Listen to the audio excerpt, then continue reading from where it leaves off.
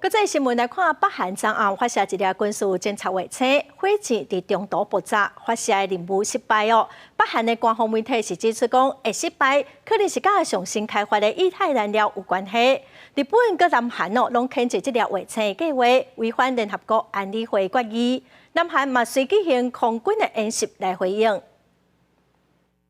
북한이 조금 전 예고한 대로 2차 군사 정찰 위성으로 보이는 인공위성을 발사했습니다. 南韩媒体头一条新闻报道，联合参谋本部表示，北韩发射军事侦察卫星。南韩军方公布的影片当看到，在卫星火箭飞天顶了后，无偌久就爆炸，变做一弯火球。北韩官媒朝中社随后证实，火箭伫飞过程爆炸，并且分析可能和上新开发的液态燃料有关系。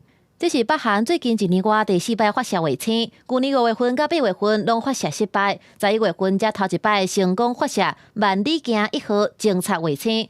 北韩发射火箭了后，日本政府对Okinawa南部发布全国瞬时警报系统，呼吁民众所开吹暗号。不过了后随取消警报，日本内阁官房长官强烈谴责北韓の行為。一連の北朝鮮の行動は我が国、地域及び国際社会の平和と安全を脅かすものです。このような発射は関連する安保理決議に違反し、国民の安全に関わる重大な問題です。北朝鮮に対して北京の大使館ルートで厳重に抗議し、強く非難をいたしました。 南韓軍方也展開應對措施，包含 F-35、KF-16甲 FA-50，有大約20隻的戰機咧進行打擊訓練，並且表示若拄到北韓軍的起事空會強烈回擊。公司新聞電為人編譯。